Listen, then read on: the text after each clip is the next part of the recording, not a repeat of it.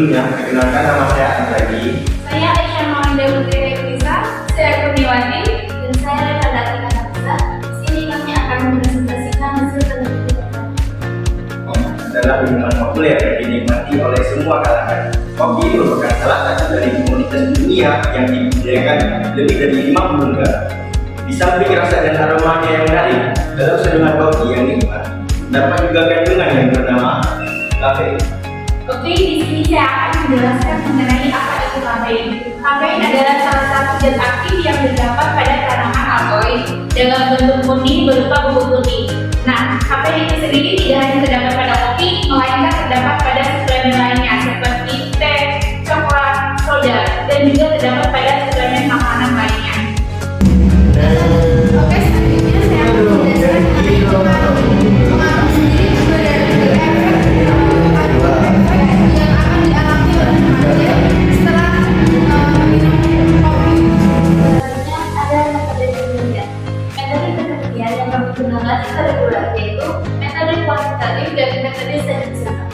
Metode kuantitatif merupakan metode penelitian untuk meneliti populasi tertentu dengan cara mengumpulkan, menyusun, meringkas, dan mempresentasikan hasil penelitian dalam bentuk angka atau statistik seperti diagram. Kemudian ada metode statistik. Metode statistik merupakan metode penelitian dengan cara memahami dan mempelajari berbagai sumber jurnal penelitian dan hasil penelitian sebelumnya untuk menunjang proses penelitian. Menurut hasil penelitian yang kami katakan, dari 101 responden, 58,4% dari mereka berumur 18-19 tahun, berjumlah 69 orang. Kopi dapat merasakan sistem saraf siapa saja yang mengonsumsinya dan membantu orang untuk merasa lebih waspada. Oleh karena itu, banyak remaja yang menikmati kopi sebagai minuman yang dapat membantu meningkatkan kewaspadaan dan semangat mereka dalam menjalani aktivitas sehari-hari. Menurut dokter spesialis kesehatan remaja, Dr. Catherine Miller, tidak ada masalah untuk remaja mengkonsumsi kopi selama dalam dosis kecil. Selain itu, tren gaya hidup juga menjadi salah satu faktor yang mempengaruhi konsumsi kopi pada remaja. Buktinya, generasi milenial lebih banyak minum kopi dibandingkan generasi sebelumnya. Budaya kopi, termasuk proliferasi coffee shop yang jadi tren baru-baru ini, mendorong kenaikan konsumsi kopi.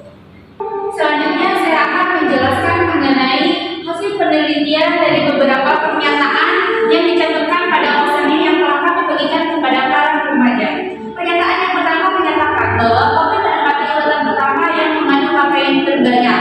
Jadi dari pernyataan pertama ini ada 83,2% atau sekitar 84 orang menganggap pernyataan itu benar, sedangkan ada 16,8% atau sekitar 17 orang menganggap pernyataan itu salah. Dari penelitian yang telah kami telah dan beberapa pendapat para ilmuwan sebelumnya bahwa memang kopi menempati urutan pertama yang mengandung kafein terbanyak. Kemudian pernyataan kedua menyatakan bahwa konsumsi kopi dapat menghilangkan rasa kantuk. Nah, dari pernyataan ini ada 76,2% atau sekitar 77 orang yang setuju, dan ada 23,8% atau sekitar 24 orang yang tidak setuju. Nah, dari penelitian yang telah kami telah dan dari penelitian orang-orang sebelumnya menyatakan bahwa benar bahwa mengkonsumsi kopi dapat menghilangkan rasa kantuk karena pada kopi terdapat zat kafein yang mana mengandung zat stimulan yang dapat merangsang aktivitas atau kerja otak serta saraf. Diagram presentase hasil kuesioner pernyataan yang ketiga yang menyatakan bahwasanya mengonsumsi kopi ini dapat membantu dalam meningkatkan konsentrasi sebelum melakukan suatu kegiatan. Dari diagram sini dapat dilihat bahwasanya terdapat 67 orang yang setuju dengan pernyataan tersebut, namun terdapat 34 orang yang tidak setuju. Namun, berdasarkan hasil penelitian yang telah ditelaah bahwasanya mengonsumsi kopi ini dapat meningkatkan konsentrasi sebelum melakukan suatu kegiatan. Mengapa? Karena pada kopi ini terdapat zat stimulon yang dapat merangsang sistem saraf pusat untuk melawan rasa lelah dan meningkatkan energi sebelum kita melakukan suatu kegiatan. Selanjutnya, ada diagram presentasi hasil kuesioner pernyataan keempat yang menyatakan bahwasannya mengonsumsi kopi dapat mendorong energi untuk memulai aktivitas. Nah, dari diagram di sini dapat kita lihat bahwasannya ada 53 orang yang setuju dengan pernyataan tersebut dan 48 orang yang tidak setuju dengan pernyataan tersebut.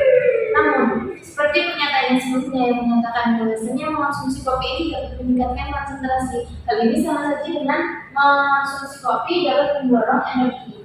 Mengapa? Karena pada kopi ini terdapat kandungan kafein yang di dalamnya itu terdapat zat stimulon yang dapat melawan rasa lelah sehingga lebih bisa optimal dalam melakukan aktivitas di pagi hari. Nah, kemudian yang keenam yaitu ada diagram presentase hasil kuesioner pernyataan kelima yang menyatakan bahwasanya mengonsumsi kopi dapat menghilangkan stres. Nah, dari diagram sini dapat kita lihat bahwasanya ada 66 orang yang setuju dengan pernyataan tersebut dan 35 orang yang tidak setuju dengan pernyataan tersebut. Kenapa? Karena berdasarkan hasil penelitian yang telah ditelaah dan berdasarkan hasil penelitian sebelumnya bahwasanya mengonsumsi kopi ini memang dapat menghilangkan stres. Karena pada remaja yang sering mengonsumsi kopi ini memiliki kadar hormon stres kortisol yang lebih tinggi, sehingga kopi ini dapat memiliki potensi untuk mengurangi hormon stres tersebut. Selanjutnya, di sini saya akan menjelaskan mengenai diagram persentase hasil kuesioner pernyataan 6 yang menyatakan mengonsumsi kopi dapat mengembalikan suasana hati yang kurang baik. Di sini terdapat 57 orang yang menyatakan setuju dan 44 orang yang menyatakan tidak setuju. Dari hasil tersebut dapat ditelaah bahwa pada kopi terdapat zat kafein yang merangsang produksi neurotransmitter yang dapat meningkatkan mood positif pada remaja. Selanjutnya, penjelasan mengenai diagram persentase kuesioner pernyataan 7 yang menyatakan bahwa mengonsumsi kopi dapat menyebabkan suasana tidur. Di sini terdapat 72 orang yang menyatakan setuju dan 29 orang yang tidak menyatakan setuju. Dari hasil pernyataan tersebut dapat ditelaah bahwa pada kopi terdapat zat kafein yang menghambat kerja adenosin reseptor sehingga dapat menjadikan para remaja terdiri dari rasa kantuk. Oke, di sini saya akan menjelaskan mengenai diagram persentase hasil kuesioner pernyataan 8 yang menyatakan bahwa mengonsumsi kopi dapat menyebabkan sakit perut seperti diare, mah, dan asam lambung. Di sini terdapat 79 orang yang menyatakan setuju dan 22 orang yang menyatakan tidak setuju. Jadi hasil penelitian yang telah ditelaah dan hasil penelitian terdahulu menyatakan bahwa pernyataan tersebut benar karena pada kopi terdapat kafein yang merangsang produksi hormon seperti gastrin yang memberi sinyal kepada lambung sehingga mengakibatkan asam lambung pada orang yang mengonsumsinya. Itulah alasan mengapa pernyataan tersebut benar. Temuan adalah salah satu dari beberapa gangguan pencernaan yang muncul setelah minum kopi. Banyak dari responden tidak setuju karena kadar kafein pada kopi lah yang memicu produksi asam lambung pada orang yang berhubungan sensitif terhadap kafein. Kita lanjut ke diagram selanjutnya. Kandungan kafein di dalam kopi dapat merangsang kelenjaran renal untuk memproduksi hormon adrenalin lebih banyak sehingga berpotensi meningkatkan kinerja kontraksi jantung, kecepatan jantung, dan tekanan darah dalam jangka pendek.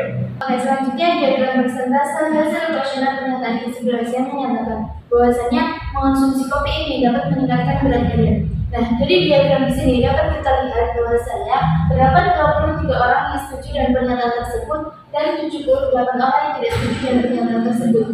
Namun, berdasarkan hasil penelitian yang telah ditelaah dan berdasarkan hasil penelitian sebelumnya, bahwasanya penyebab mengonsumsi kopi dapat menyebabkan berat badan meningkat ini disesuaikan dengan kondisi si pengonsumsinya. Apabila si pengonsumsinya mengonsumsi kopi dengan menambahkan gula dan susu pada kopi, maka kandungan kolesterol dalam kopi meningkat, sehingga dapat menyebabkan berat badan meningkat. Nah, ada satu alasan lagi yang dapat meningkatkan berat badan. Apabila mengonsumsinya ini kurang tidur, maka dapat memicu untuk meningkatkan nafsu makannya, sehingga dia memiliki keinginan kuat untuk memakan makanan manis, sehingga dapat menyebabkan berat badan. Oke, di sini saya akan menjelaskan pernyataan yang ke-13, yaitu mengonsumsi kopi dapat menyebabkan lemas seni. Contohnya yaitu seperti berdiri dari duduk terasa sangat lemas. Nah, dari pernyataan ini pendapat para responden kebanyakan lebih setuju dibandingkan yang setuju. Nah, ada 75,2% atau sekitar 76 orang yang tidak setuju, dan ada 24,8% atau sekitar 25 orang yang setuju. Nah, dari pendapat para responden dan dari pendapat peneliti ini agak berbeda, yang mana para responden itu kebanyakan tidak setuju dengan pernyataan ini, sedangkan pendapat para peneliti memang bahwa mengonsumsi kopi dapat menyebabkan lemas seni. Tetapi jika kopi dikonsumsi dalam kadar yang berlebihan, contohnya seperti kopi dikonsumsi dan sekitar 6 sampai 7 kali dalam sehari.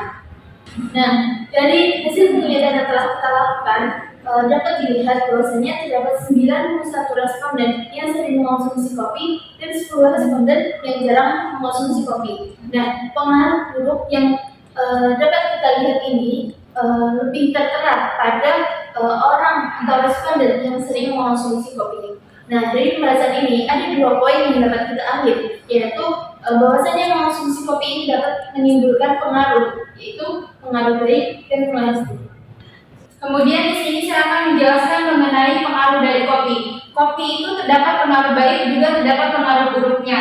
Nah, adapun pengaruh baik dari kopi yaitu dapat meningkatkan konsentrasi, menghilangkan rasa kantuk, dapat menyebabkan badan lebih fresh dan dapat menghilangkan stres. Nah, adapun pengaruh buruk dari kopi yaitu dapat meningkatkan tekanan jantung, menyebabkan susah tidur, meningkatkan berat badan, dan dapat menyebabkan masalah pada pencernaan. Nah, dari pengaruh ini dapat kita simpulkan bahwa kopi terdapat pengaruh baik dan juga terdapat pengaruh buruknya. Itu tergantung kita yang mengonsumsinya. Nah, jika kita mengonsumsi kopi masih dalam batas yang sewajarnya, maka itu baik-baik saja. Kecuali kita mengonsumsi kopi itu secara berlebihan atau secara yang dalam batas yang tidak ditentukan, maka akan dapat menyebabkan badan kita mengalami seperti menyebabkan masalah pencernaan dan masalah susah tidur. Dari penelitian yang telah dilakukan dapat diambil kesimpulan bahwa mengonsumsi kopi yang berlebihan dapat mengakibatkan efek buruk pada kesehatan remaja. Namun, apabila mengonsumsinya sesuai dengan batas yang telah ditentukan dan takaran yang tepat, maka akan memberikan manfaat pada remaja. Sekian presentasi dari kelompok kami. Jika ada kesalahan,